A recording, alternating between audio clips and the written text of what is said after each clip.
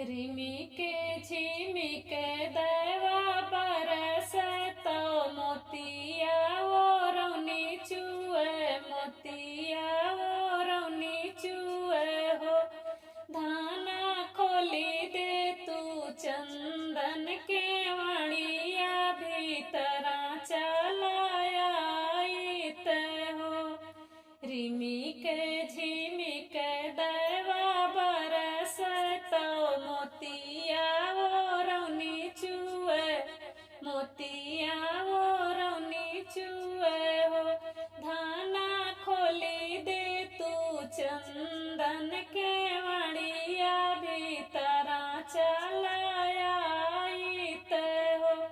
धाना खोली दे तू चंदन के वाणिया भीतरा चलाया हो। इतना बचन सुन धनिया तो पिया से अरज करे पिया से अरज करे हो। इतना बचन सुन धनिया तो पिया से अरज करे पिया से अरज करे हो।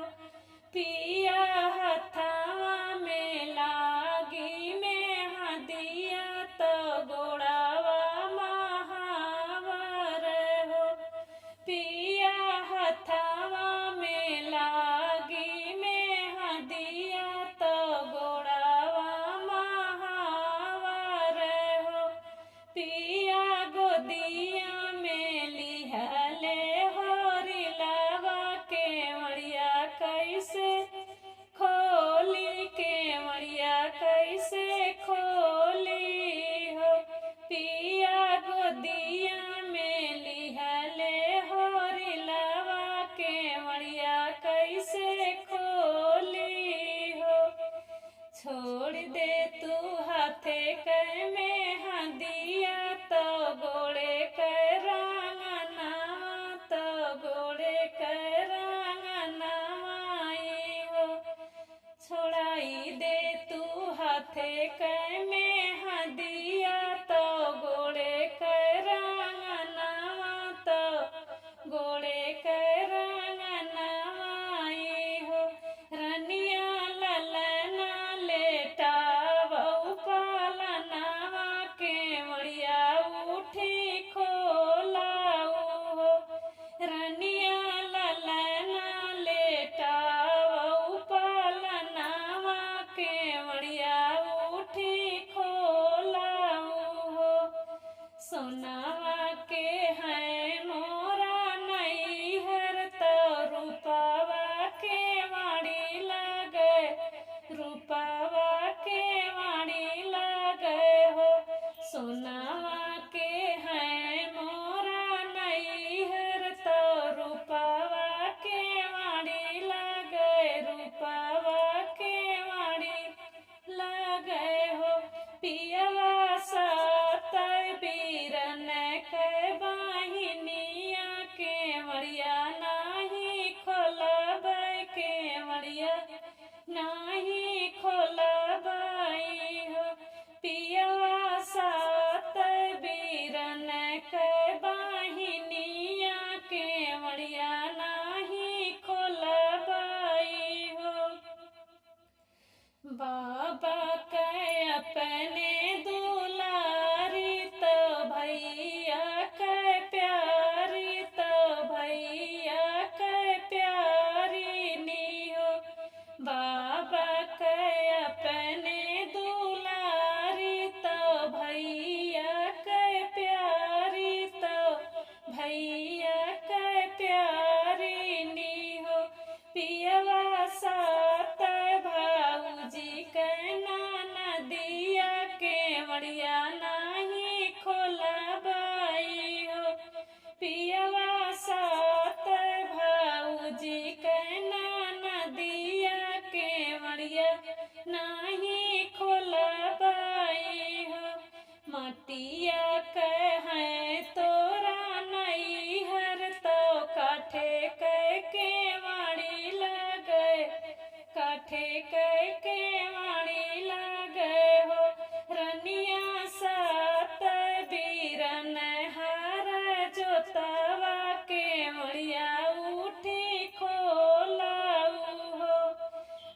पिया कहे तोरा नहीं हर तो काठे कह के वाड़ी लगे हो रनिया सात बीरन हार जोतवा के वड़िया उठी खोलौ के वड़िया उठी खोलऊ हो खोलहू ना खोलऊ धन के वड़िया तो हमरे कहे से तो हमरे कहे से हो खोलहू ना खोलऊ धन के वड़िया तो हमरे कहे से तो हमरे कहे से हो धाना लौटी के जब पर देसवा तो पीछे के